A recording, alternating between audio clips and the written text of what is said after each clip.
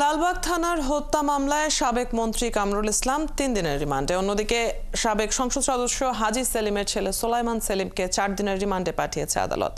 এছাড়া আমির হোসেন আমু, আনিসুল হক, হাসানুল হক ইনু, রাশেদ খান মেনন, সাবেক আইজিপি চৌধুরী আব্দুল্লাহ আল মামুনকে একাধিক মামলায় গ্রেপ্তার দেখানো হয়েছে।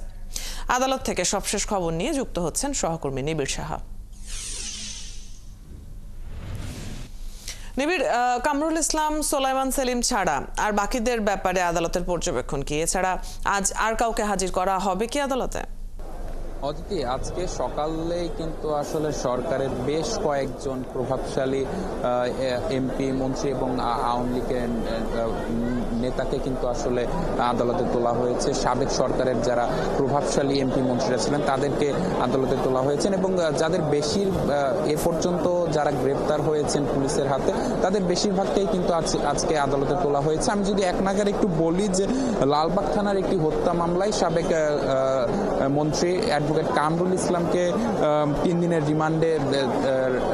রিমান্ডের আদেশ দিয়েছে আদালত এবং সেই মামলায় যে আরেক সংসদ সদস্য সোলাইমান সেলিমকে 4 দিনের রিমান্ডে দেওয়া হয়েছে। পাশাপাশি সোলাইমান সেলিমের আরেকটি মামলায় কিন্তু আসলে আজকে 3 দিনের রিমান্ড দেওয়া হয়েছে। সেটি হলো চকবাজার থানার একটি হত্যা মামলায়। পাশাপাশি যাত্রাবাড়ি থানার আরেকটি হত্যা মামলায় কিন্তু এই সাবেক আইনমন্ত্রী আনিসুল হককে 3 দিনের রিমান্ডের আদেশ দিয়েছেন আদালত। পাশাপাশি যাত্রাবাড়ি থানার সাইদুল হত্যা মামলায় সাবেক সংসদ সদস্য আসম ফিরোজকে 2 দিনের রিমান্ডের আদেশ দিয়েছেন আদালত। এছাড়া কিন্তু আসলে এই ছিল বলা যায় যে আজকে যাদেরকে রিমান্ডে নেওয়া হয়েছে কিংবা আদেশ দিয়েছেন আদালত সেই তালিকা, এবং এর পাশাপাশি কিন্তু আরেকটি লম্বা তালিকা রয়েছে যে যাদেরকে বিভিন্ন মামলায় গ্রেপ্তার দেখানো হয়েছে। আমি যদি এক নাগারে একটু বলি যে যাত্রাবাড়ি, বংশাল, আদাবর, কোতোয়ালি, শাহবাগ, লালবাগ থানার বিভিন্ন মামলায়,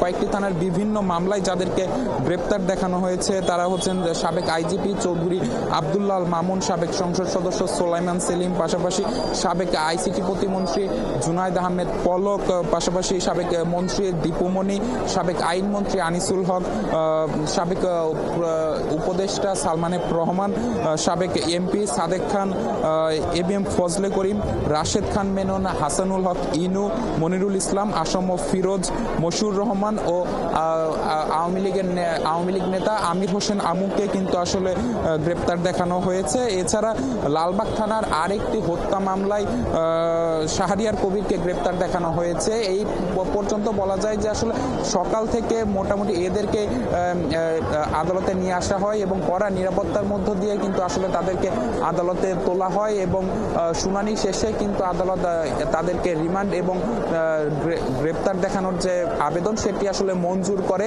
এবং সেই মঞ্জুর করে যে লম্বা তালিকাটি আমি বললাম যারা সাবেক সরকারের যারা প্রভাবশালী এমপি, মন্ত্রীরা ছিলেন তাদেরকে যে রিমান্ড দেওয়া হয়েছে এবং গ্রেপ্তার দেখানো হয়েছে, তাদের যে লম্বা তালিকাটি রয়েছে এই হলো তাদের তালিকা। এবং আপনি আছেন আদালত চত্বরে এবং নিশ্চয়ই নতুন কোনো তথ্য যদি সংযোজিত হয় আপনার মাধ্যমে আমরা দর্শকদেরকেও জানাতে পারবো। ধন্যবাদ যুক্ত হওয়ার জন্য। সহকর্মী নিবিড় সাহার সাথে কথা হচ্ছিল। দর্শক, চট্টগ্রামে আইন শৃঙ্খলা রক্ষাকারী বাহিনী ও আইনজীবীদের সঙ্গে সম্মিলিত সনাতনী জাগরণ জোটের মুখপাত্র চিন্ময় কৃষ্ণ দাস ব্রহ্মচারীর অনুসারীদের সংঘর্ষের সময় নিহত আইনজীবী সাইফুল ইসলামের প্রথম জানাজা অনুষ্ঠিত হয়েছে।